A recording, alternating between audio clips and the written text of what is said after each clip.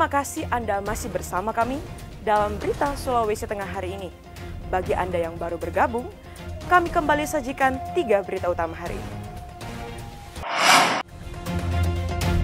Sebanyak 30 penderita tuberkulosis meninggal dunia sepanjang tahun 2023 di Kabupaten Donggala.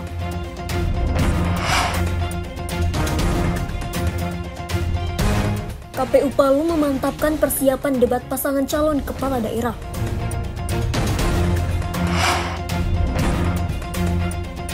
Polsekta Mantikulore meringkus pencuri motor yang telah beraksi di 23 tempat.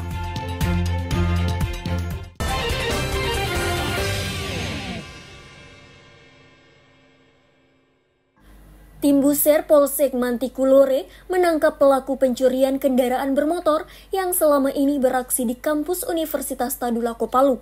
Pelaku berinisial MRA alias N sudah lama menjadi target operasi dari pihak kepolisian. Selain pelaku, polisi juga menangkap seorang penadah dan menyita 3 unit motor hasil curian.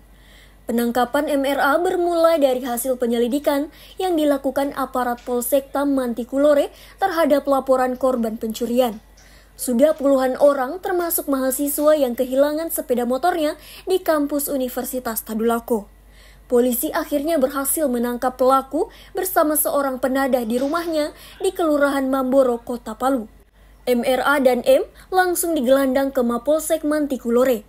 Di hadapan polisi, tersangka mengakui perbuatannya dan sudah 23 kali melakukan aksi pencurian di dalam kawasan kampus. Motor curiannya sudah dijual kepada M yang sekaligus penadah. Uang hasil curian digunakan untuk berfoya-foya. Polsek Mantikulore menangani kasus curanmor yang terjadi di Universitas Tadulako. Ini kolaborasi bekerja sama dengan pihak Untat dan Polsek Mantikulore. Karena perlu diketahui bahwa kasus yang melibatkan korbannya adalah mahasiswa Universitas Tadulako itu banyak, karena di Polsek sendiri itu sekitar 16 kasus. Dan yang baru kami lakukan penyelidikan maupun sudah kami tingkatkan penyidikan yang sekarang sudah kami tahan di Polsek Mantikulore itu, dia sudah melakukan pencurian khususnya curanmor di Universitas Tadulako itu sudah 23 kali. Dan selanjutnya kami melakukan pengembangan. Dari hasil pengembangan itu kami juga menangkap penadah yang diberikan oleh tersangka yang mencuri kendaraan bermotor tersebut dengan 6 kali pemberian untuk dijual melalui medsos. Kedua tersangka kini ditahan di Mapolsek Mantikulore untuk menjalani proses lebih lanjut. Polisi mengingatkan agar masalah keamanan di lingkungan kampus perlu melibatkan berbagai pihak. Hal itu penting untuk mengantisipasi terjadinya aksi kriminal termasuk pencurian motor. Syahrul Cahya melaporkan dari Palu. Beroperasinya Pelabuhan Donggala beberapa bulan lalu membawa dampak positif bagi sektor ekonomi, khususnya pelaku usaha mikro, kecil, dan menengah. Tingginya aktivitas di kawasan pelabuhan turut menghidupkan ekonomi masyarakat setempat. Namun di sisi lain, meningkatnya aktivitas warga di Pelabuhan Donggala berpotensi terjadinya tindak kriminal. Terbukti, sudah beberapa kali terjadi aksi pencopetan di dalam kawasan pelabuhan. Menyikapi kondisi tersebut, Satuan Reserse Kriminal Polres Donggala telah menyiapkan langkah-langkah antisipasi untuk menjaga keamanan dan ketertiban masyarakat di sekitar Pelabuhan Donggala.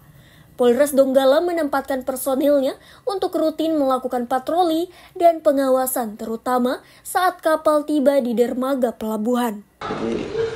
Sesuai dengan Polres, jadi kita lakukan upaya preventif yang maksimal dengan melakukan pemeriksaan di setiap pos masuk kapal, kemudian kita periksa badan orang dan kita periksa kendaraan sebelum masuk ke dalam kapal. Selain aksi kriminal pencurian, Polres Donggala juga mengawasi potensi tindak kriminal lainnya seperti penyelundupan narkoba, penyelundupan barang ilegal, hingga perdagangan manusia.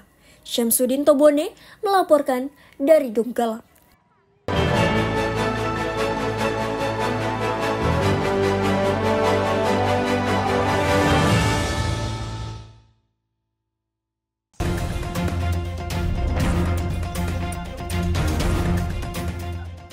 Kepolisian daerah Sulawesi Tengah melakukan ekshumasi alias penggalian makam Bayu Adityawan, tahanan Polresta Palu yang meninggal beberapa waktu lalu.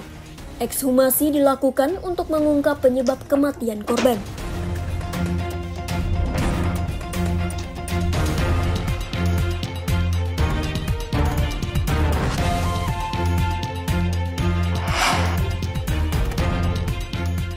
Uji coba pembelian bahan bakar minyak bersubsidi menggunakan QR Code mulai diberlakukan di Kota Palu, Sulawesi Tengah.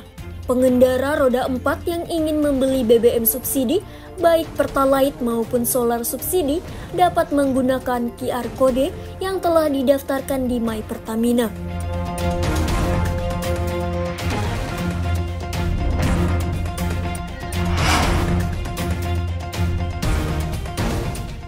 Badan Pengawas Pemilihan Umum Kabupaten Parigi Motong memutuskan menolak permohonan sengketa pilkada yang diajukan pasangan calon Bupati Parigi Motong, Amrullah Kasim Ibrahim Hafid.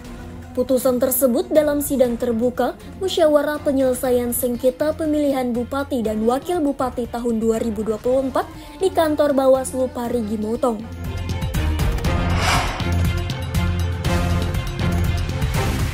Tim SAR gabungan berhasil menemukan jasad nelayan asal desa Larowe, Kecamatan Bungkut Timur, Kabupaten Morowali, Ahad siang. Korban bernama Ali Mudin, berusia 62 tahun ini, sebelumnya dilaporkan hilang saat melaut di perairan Bungkut Timur.